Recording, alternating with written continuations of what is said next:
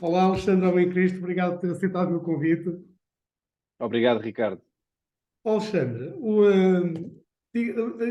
a educação para mim desde sempre foi algo que sempre me interessou, porque acho que é um dos pilares fundamentais de um país e acho, sempre achei que é aquele que pode mudar um país, isto é, que pode permitir a que se funcionar bem, e depois já podemos falar sobre isso, o elevador social funcione e, portanto, as pessoas que têm capacidades possam crescer e possam atingir os seus objetivos.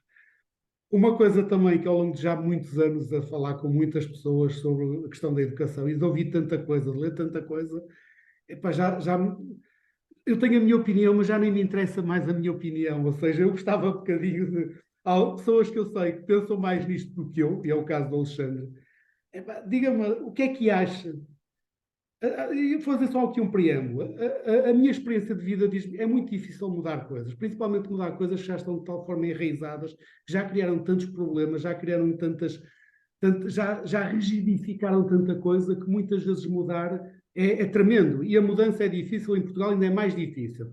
De qualquer maneira, Alexandre, usando o bom senso e o conhecimento, o que é que podia ser feito para melhorar o edifício da educação em Portugal? Bem, é uma pergunta difícil, porque as mudanças na educação têm duas características que as tornam particularmente exigentes. A primeira é que, como o sistema educativo português e a estrutura, enfim, de políticas públicas que enquadram o sistema educativo português são muito centralizadas. E, portanto, o que é que isto quer dizer? Quer dizer que alterações que sejam feitas em determinada área do sistema educativo têm geralmente implicações que faz tipo um efeito bola de neve. Aquilo começa a ficar cada vez maior e, portanto, uma alteração sequer pontual, de repente tem implicações muito grandes noutras áreas e, portanto, daí também os bloqueios, que é há enfim, uma tentação da parte de quem toma decisões de políticas públicas em evitar mexer em áreas onde possivelmente terão implicações grandes e com muitas pessoas envolvidas, porque, apesar de tudo, estamos a falar de um sistema educativo que tem cerca de 140 mil professores no total, cerca de 110 a 120 mil nos quadros do Ministério da Educação e, portanto, é muita gente, sem falar depois dos auxiliares e todas as outras pessoas que estão ligadas às escolas e, portanto, há uma certa resistência a mexer precisamente por causa da dimensão e do centralismo já existente. A outra questão é que a educação, do ponto de vista também político, e eu acho que estes são dois obstáculos políticos que levam a que não se façam grandes alterações no sistema educativo, é que na educação os resultados demoram bastante tempo a aparecer. Ou seja, não há soluções milagre para, por exemplo, recuperação da aprendizagem ou para conseguir nivelar desigualdades sociais que possam existir à entrada da escola. E, portanto, nós até costumamos dizer que, enfim, uma medida aplicada num grupo de alunos desde o início da sua escolaridade, geralmente, para depois ser medido esse impacto, pode demorar até 15 anos, não é? Portanto, são processos lentos. Agora, com estas ressalvas que ajudam a explicar um bocadinho porque é que não se faz tanta coisa que se poderia às vezes fazer, salta à outra parte então da pergunta que é o que é que se poderia fazer, não é? Que ângulos de reforma é que se poderia explorar? E aí acho que há dois ou três pilares-chave que podem ser alvo de boas discussões e de enfim, de uma reflexão de políticas públicas que pudessem envolver os partidos. Uma delas tem a ver com a organização dos recursos humanos, que são muito centralizados e, portanto, dar mais poder de decisão às escolas sobre quem é que são os seus professores, que perfil é que eles devem ter, perfil de experiência, perfil de, enfim, de formação, etc. E isso atualmente não é possível e acho que seria um grande ganho para as escolas se elas pudessem no fazer.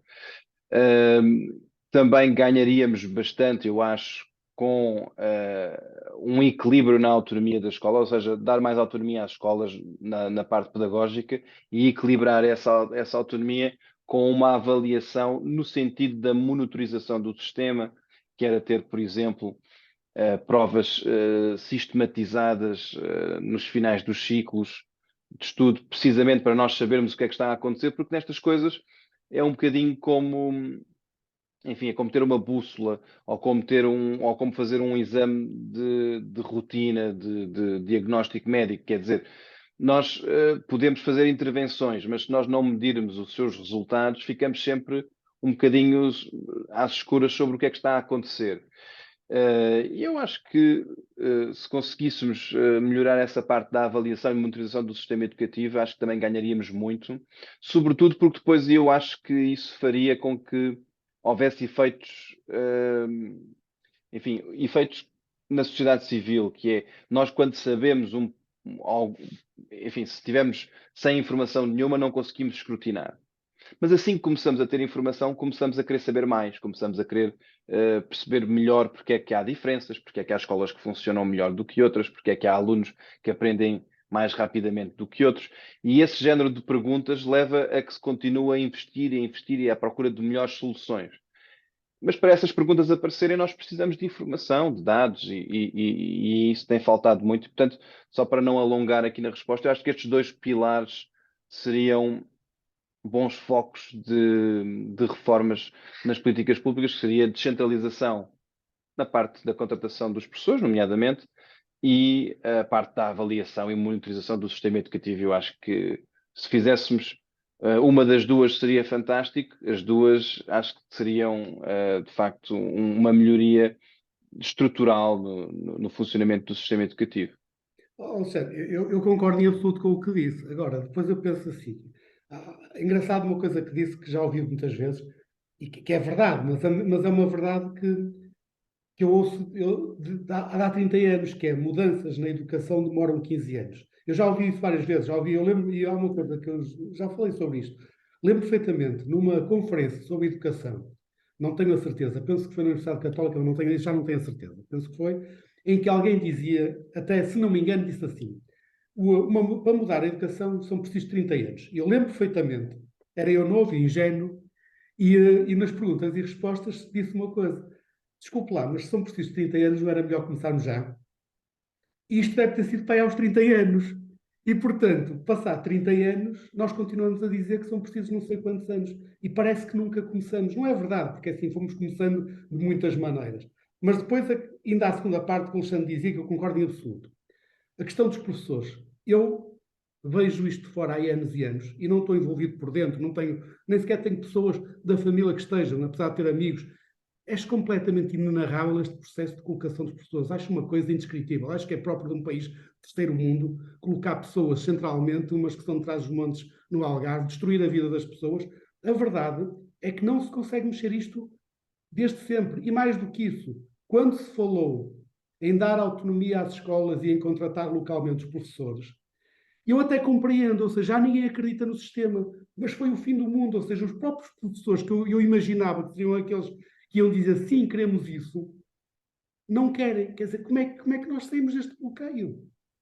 Pois, de facto, na parte da contratação dos professores há aqui várias nuances. A primeira é, se calhar, porque é que os professores desconfiam tanto de alterações às regras das suas carreiras e da sua, enfim, regras da contratação e carreira, e que, portanto, que são, no fundo, o enquadramento daquilo que vai gerir a sua vida profissional durante o exercício. De facto, a gente tem que compreender que há aqui uma gestão de expectativas, que é dizer, um professor que esteja a trabalhar há 20 anos, de repente já passou por muitos obstáculos da carreira e de repente, quando lhe dizem agora vamos mudar as regras, eu compreendo que isso seja assustador, não é? E que gere uma reação negativa da parte dos professores, sobretudo porque se teme que essas regras não lhes sejam favoráveis portanto, uh, há aqui muitas resistências, há também alguma falta de capacidade de comunicação dos agentes políticos quando pretendem fazer essas alterações. Agora, também há uma grande falta de visão reformista, que é as reformas, sobretudo nestas áreas que envolvem, portanto, neste caso, os professores, ou seja, e não é por serem os professores em particular, é porque envolve os professores são muitos profissionais, portanto, em termos de volume, é muita gente com características muito diferentes. O corpo docente tem pessoas muito, enfim, tem perfis muito diferenciados. De facto, quando se quer reformar nessa área, tem que se ter capacidade negocial para, enfim, conseguir encontrar um equilíbrio entre aquilo que os sindicatos, que são os representantes das pessoas nas negociações, vão pedir, que muitas vezes são a manutenção das regras que estão em curso, que são as regras que eles conhecem, dominam e com as quais estão a contar e têm as suas vidas organizadas, e que são de centralização total, a maior parte das vezes, até algumas vezes até total, no sentido em que é ultrapassar já os níveis existentes de centralização, e isso acontece e alguns sindicatos fazem por motivos ideológicos, mas a maior parte das vezes há aqui uma razão utilitarista, que é a força de um sindicato é tanto maior quanto o seu parceiro de negociação for só uma pessoa, não é? E neste caso, se tiver que negociar apenas com o ministro, a força reivindicativa do sindicato é muito maior do que se tiver que negociar com milhares de diretores de escola, não é? Portanto, é muito mais conveniente ter o processo centralizado. Agora, os ministérios, quando querem fazer reformas nesta área, têm que ter uma visão. Eu acho que essa visão tem faltado. Por exemplo, agora, quando o ministro João Costa tocou no assunto no início do ano letivo e tentou, enfim, lançar uma primeira pista sobre o que poderia ser uma reforma na contratação dos professores, dando mais autonomia, enfim, às escolas, ou por via dos municípios, ou por via, enfim, de autoridades regionais, não ficou muito bem definido qual seria a fórmula.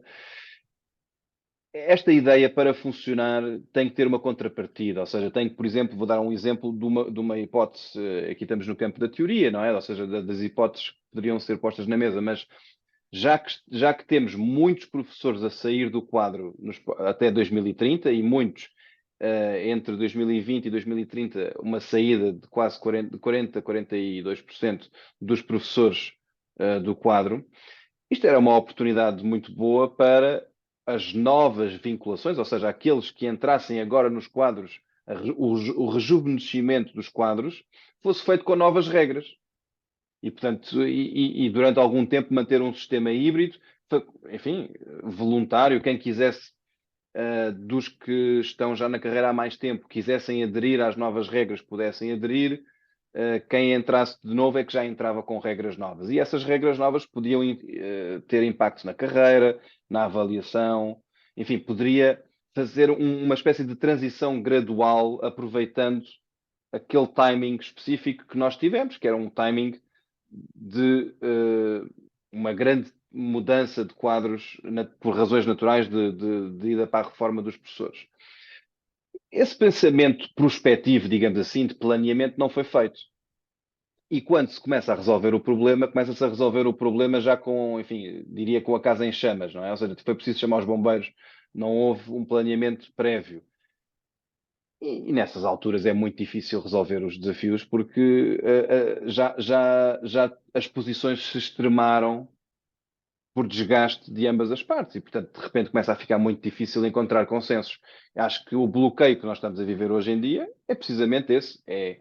Houve uma oportunidade que não foi aproveitada para reformar e, ao não se ter aproveitado, alongou-se um desgaste que agora, quando rebenta, torna muito difícil encontrar soluções, até porque depois o contexto internacional e nacional não são facilitadores, até do ponto de vista orçamental, para encontrar, enfim, formas de compensar no período da transição estes professores. Portanto, as políticas públicas, uma das razões pelas quais elas funcionam melhor ou pior, não tem a ver sobre se as ideias são boas. Tem mais, sobretudo, a ver se elas são bem implementadas. Porque boas ideias é muito fácil ter em tertúlias e em conferências. O problema é que depois, quando elas vão para o terreno, elas têm que estar alicerçadas em estratégias para que resultem, para que funcionem, para que, no fundo, a sua implementação seja bem sucedida. A minha impressão é que, como não há este pensamento assim, prospectivo, estas estratégias de implementação não são bem preparadas. E ao não serem bem preparadas, de facto, depois, perante obstáculos, normalmente elas caem.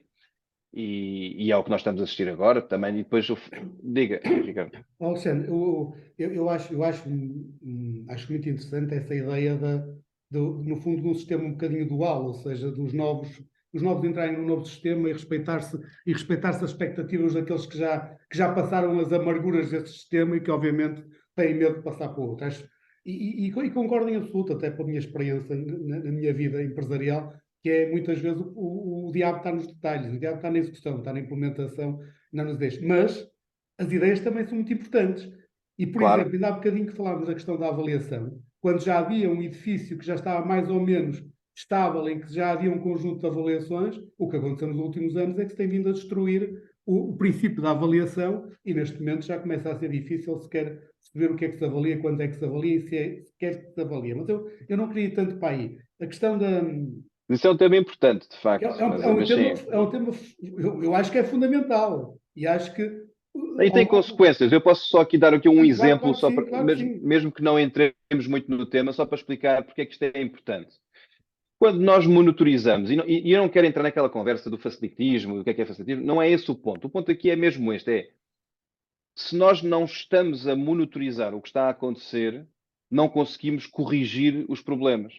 E nós tínhamos mecanismos de avaliação desde o início dos anos 2000 até 2015, portanto, tivemos ali uma série estatística de dados sobre alunos do quarto ano, do sexto ano, do nono ano, do secundário, que permitiam comparações ao longo do tempo e permitiam diagnósticos constantes. E esse edifício, digamos assim, de avaliação caiu. E isto tem consequências. Uma das consequências é, por exemplo, nós hoje estamos a discutir programas de recuperação da aprendizagem no pós-Covid, não é? Na pós-pandemia, sem se conseguir ter uma medição de qual foi a perda da aprendizagem. Ou seja, temos um programa de políticas públicas do governo para recuperar uma aprendizagem, portanto, para recuperar de um dano que o governo não tem instrumentos para medir. Não conseguiu medir. Não conseguiu medir porque não tinha mecanismos de monitorização. E, portanto, isto agora é muito evidente num caso excepcional de uma pandemia, e, portanto, faz-nos muita falta neste momento excepcional, mas também faz falta no dia a dia, todos os dias, e essa ausência continua a fazer-se sentir. E é de facto eu acho que é de facto um problema estrutural que devia ser, enfim, que os partidos deviam pôr na primeira linha das suas prioridades. Alexandre, isso, sem dúvida, e eu concordo em absoluto. E é uma coisa que, quando olho ao longo destes anos todos em que venho olhando e olho para o sistema educativo público, a sensação que eu tenho é que estou a olhar para o Titanic com a única diferença em que, como não há um iceberg mesmo em frente, portanto não afunda de uma vez. Agora, a questão é que ele está a afundar. E está a afundar e está a afundar irreversivelmente, porque nós temos os professores, uma classe cada vez mais envelhecida, e como dizia há bocadinho o Alexandre, que é 40% vai se reformar nos próximos anos. Não há entradas de novos professores que estejam a comatar essas saídas. Mas, ao longo destes anos todos, com tudo aquilo que publicamente se trouxe para o espaço público, permanentemente de conflito, em que se tornou isto é a minha opinião, uma categoria profissional que era respeitadíssima, que era o professor, hoje praticamente ninguém quer ir para o professor. Isto obviamente estou a exagerar, mas isto é a maior parte dos jovens qualificados e com capacidades escolhem outras profissões que não professor, até por aquilo que ouvem. E, portanto, como é que eu vou entrar num edifício onde, ao fim de 20 anos, não sei sequer onde é que posso estar, onde toda a gente está na rua permanentemente em greves, onde toda a gente diz que aquilo é mau de todas as maneiras. E, portanto, nós começamos a chegar, estamos numa situação, e esta é um facto hoje, e eu começo a achar que começa a ser reversível, que é que a classe média, a grande custo, está a retirar os seus filhos da escola pública para escolas privadas, ou seja, paga impostos para a escola pública e está a pagar o custo de ter duplo de ter os filhos na escola privada. E não é os ricos, são aqueles que muitas vezes com dificuldades querem o melhor para os seus filhos, querem que os seus filhos, através da educação, melhorem de vida e já não acreditam, coisa que acreditava, por exemplo, a minha geração, que a escola pública lhes podia dar isso. Ora, isto chega a um ponto em que, e este ano que eu olho, só vejo greves permanentemente, é escolas sem professores, é conflito permanente, ou seja, como é que isto pode chegar a uma altura em que não tem uma solução, ou melhor, tem uma solução que é o edifício que vai ruindo, e portanto vai havendo uma alternativa que é a alternativa privada, mas isto é terrível, quer dizer, é terrível para... Sim, aí há vários desafios que estão aí e que têm razões de ser. Tentar aqui fazer o enquadramento até um bocadinho histórico sobre o que é que está a acontecer.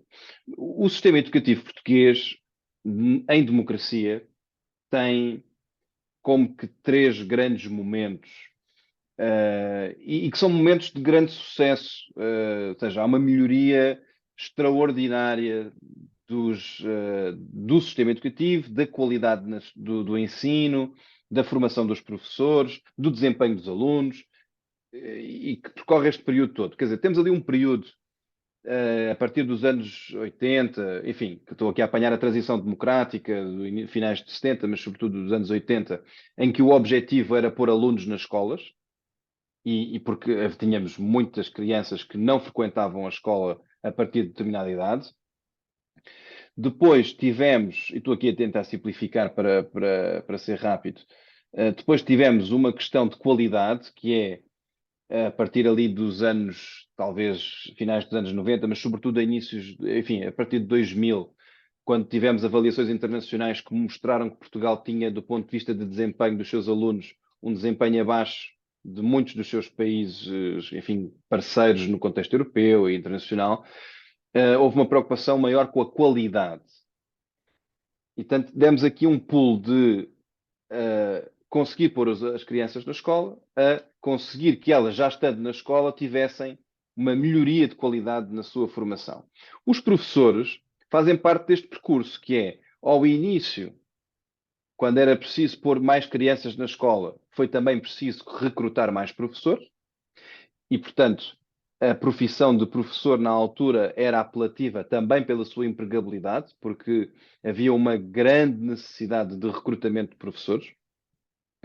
Depois temos a parte da qualidade que envolveu a preparação e formação dos professores e, portanto, aí um grande desenvolvimento na parte da formação dos professores, que também foi um grande investimento na parte dos professores. Portanto, é que esta evolução não foi só infraestrutura, não foi só construir, enfim, edifícios, foi também a preparação dos recursos. E agora estamos, desde os anos 2015, quando atingimos bons desempenhos no PISA da OCDE e que já mostramos que tínhamos uns desempenhos competitivos a nível internacional, necessidade de diversificar o sistema educativo nas ofertas aos alunos, e aqui sim é um grande desafio, porque a diversificação obriga a que também haja, da parte dos professores, portanto, que acompanharam todos estes grandes momentos, na parte da diversificação do sistema educativo, aquilo que diz respeito aos professores implica que as escolas, lá está, tenham autonomia para recrutar, porque uns professores não são todos iguais e alguns estarão melhor preparados para determinados alunos ou para determinados contextos. Diversificação nas formações, etc. E isto não está a ser feito. E, portanto, nós não estamos a preparar-nos para esta fase da diversificação que os sistemas educativos, enfim, a nível internacional, estão a investir. E isto causa aqui um conflito de expectativas também em relação à profissão docente, que é a carreira e, enfim, a carreira, a avaliação, tudo o que diz respeito aos professores, o recrutamento, foi pensado para as primeiras duas fases, em que era preciso recrutar muita gente por causa dos alunos que queríamos pôr nas escolas, e depois foi preciso formá-los em bloco, porque tínhamos que garantir níveis de qualidade na sua formação. Agora que nós queremos maior flexibilidade, temos que quebrar com o sistema que vem para trás. E isto é que é um grande desafio do ponto de vista das políticas públicas, porque, de facto, o edifício que se construiu até agora é muito rígido. E isso é que é, de facto, difícil de fazer e que não está a ser feito. O que é que, enfim, onde é que isto nos coloca hoje em dia em relação à profissão docente? Coloca-nos num conflito de expectativas. Primeiro, empregabilidade, nos anos 80, 90, a empregabilidade dos professores era muito mais elevada do que é agora. E, portanto, uh, até do ponto de vista da atratividade da carreira nessas condições, é muito menos apelativo para um jovem. Do ponto de vista das remunerações, também era uma carreira que dava certas garantias de qualidade de vida, de classe média, a nível de topo de carreira, até a níveis já de rendimentos relativamente mais elevados para os níveis de padrão da sociedade portuguesa, e, portanto, já era mais apelativo do que é hoje, comparativamente a outras profissões que requerem o mesmo nível de formação. E tudo, e depois, lá está, e depois também aquilo que o Ricardo dizia, que é o desgaste de imagem pública, que já não tem a ver diretamente com este contexto de enquadramento histórico, mas tem a ver com a presença negocial e política dos representantes dos professores e do desgaste da profissão, e também aquelas reportagens muito habituais, início de ano letivo, de professores que estão deslocados e longe das suas residências, e que têm custos enormes emocionais e financeiros de andarem a percorrer o país longe das suas casas para dar aulas e para, no fundo, conseguirem progredir na carreira. Tudo isso criou uma imagem da profissão, neste caso a profissão dos professores, ser pouco compensadora do ponto de vista de escolha de vida, quando um jovem pode optar por outras. Consequência, em termos práticos e do ponto de vista estatístico, o que é que nós vemos? Vemos que, de facto, os alunos com melhores desempenhos no secundário, quando têm que escolher qual é a profissão que querem, tendencialmente vão para outros cursos e, portanto, não escolhem a profissão de professor. E aqueles que escolhem a profissão de professor, em média, sempre, em média, são alunos que têm notas de fim de secundário que são relativamente pouco competitivas para outros cursos. E, portanto, mostra-nos que, de facto, aqueles alunos mais, enfim, com melhores resultados, com mais provas dadas no seu percurso escolar, não estão interessados em ser professor. Agora, isto não é um problema só português, é um problema que atinge outros países também, e é um problema particularmente difícil de resolver porque, enfim, não há varinha mágica, nem é por decreto que se torna uma carreira atrativa, não é? Agora entramos aqui naquilo que é, de facto, a minha visão sobre este assunto, ou seja, a minha opinião é o modelo atual já falhou e estamos a alongá-lo e este alongamento faz perdurar o problema e torna-o cada vez mais difícil de resolver. Não é com uma carreira que não reconhece o mérito que um jovem cheio de vontade de fazer a diferença, mas depois ser ultrapassado por um mau professor. Quer dizer, reparem, se a antiguidade é um fator decisivo para a probabilidade de conseguir a colocação numa escola que se pretende, então um professor que seja menos, enfim, que ajude menos os seus alunos, mas que já esteja há 20 anos no ativo, vai ficar sempre à frente daquele professor que já só tem 5 ou 6 ou 7 ou 10 anos de serviço, mas que é um professor extraordinário. E, portanto, este professor extraordinário será sempre ultrapassado por via da antiguidade. E isto não é apelativo. Um jovem com talento e que queira fazer a diferença, percebendo as regras do jogo, vai pensar, não, eu se calhar vou fazer a diferença onde essa diferença seja reconhecida. E, portanto, neste momento, um sistema não o reconhece. E, ao não reconhecer, eu presumo que isso seja pouco apelativo. Alexandre, eu há uns tempos li uma reportagem que me ficou marcada, se calhar também leu, que saiu, se não me engano, no caso de uma professora portuguesa, que há 20 anos estava em Portugal sempre a ser mudada de um lado para o outro, e portanto nesta indefinição incrível, até que um dia decide muda-se para a Suíça, candidata-se a uma escola, durante um ano, segundo o que se lembro bem do que estava lá, esteve lá na escola um bocadinho a aprender, ou seja, a aprender sobre a escola e com um mentor que andou com ela, ao fim do ano foi contratada como efetiva. Ou seja, aquela história, eu se fosse professor em Portugal e lia aquela história, ainda por cima no mundo hoje está cada vez mais globalizado, onde o problema da procura de bons professores é um problema na Europa toda, e portanto, o que eu quase me perguntava, como é que um jovem professor não está neste momento a procurar emprego em qualquer país da Europa, menos aqui? Porque aquilo era de tal forma evidente que faz sentido, e é tão evidente que não faz sentido este modelo, ou seja, que às vezes eu fascino-me é que me ainda há. Não, já não estou a falar daqueles que têm muitas responsabilidades, que são mais velhos, mas os que são jovens, que têm possibilidade e que hoje em dia falam inglês e que hoje em dia viajam e conhecem e que têm mobilidade, como é que ainda estão aqui? E eu acho que vai acontecer é que vão estar cada vez menos. há cada vez menos, ou seja, ou neste caso, invertendo, há cada vez mais jovens a ir para fora. Isto tem muito a ver não só com falhas do mercado de trabalho em Portugal, mas também com a maior coesão, digamos assim, europeia, sobretudo no espaço europeu, não é? Porque os jovens hoje em dia viajam muito mais e têm um contacto e olham para o mercado de trabalho já com uma perspectiva europeia e não tanto fechada aqui no caso português. Agora, de facto, isto vai acontecer cada vez mais. Eu acho que é cada vez mais provável que as ofertas no estrangeiro possam ser competitivas. Agora, nem todas as disciplinas poderão permiti-lo com a mesma facilidade, nem todos os contextos, portanto, não será uma solução para todos os jovens que queiram fazê-lo. Agora, naturalmente que alguns irão seguir esse caminho, certamente, e o risco. Nós vamos encontrar soluções para isto.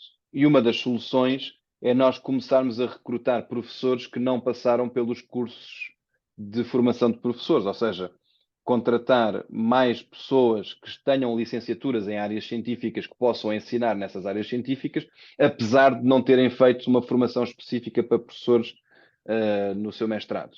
E isto vai ser uma necessidade, porque quando faltarem professores, a solução da rede pública não pode simplesmente não pode ser simplesmente dizer não tenho uma resposta para estes jovens.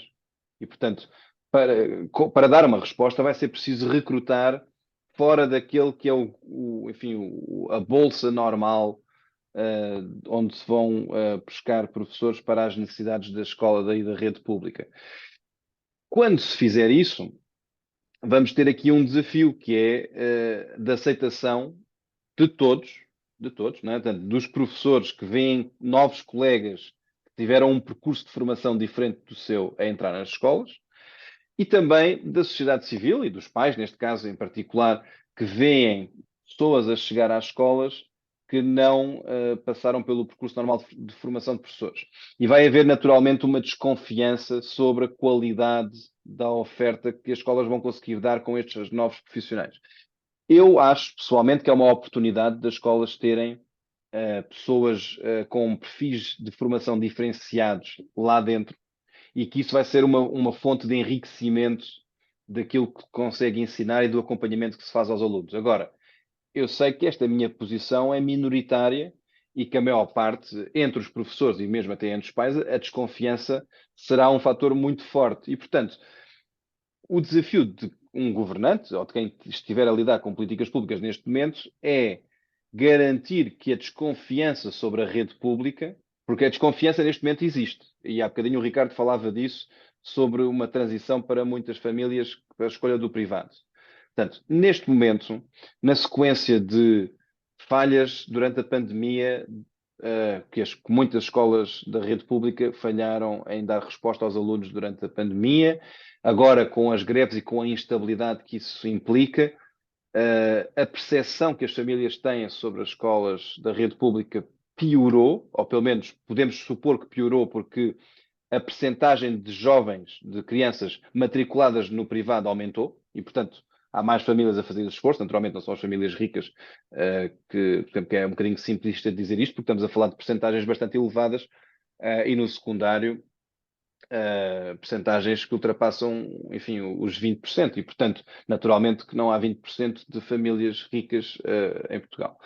E, portanto, há este desafio de desconfiança sobre a rede pública que já existe hoje em dia, e a este desafio vai-se acrescentar um novo desafio, que é a solução para a falta de professores poderá implicar recrutar pessoas de outras áreas profissionais, e quando isso acontecer, é preciso explicar contra a voz dos sindicatos que vão dizer isto é o abandalhar da qualidade da formação nas escolas.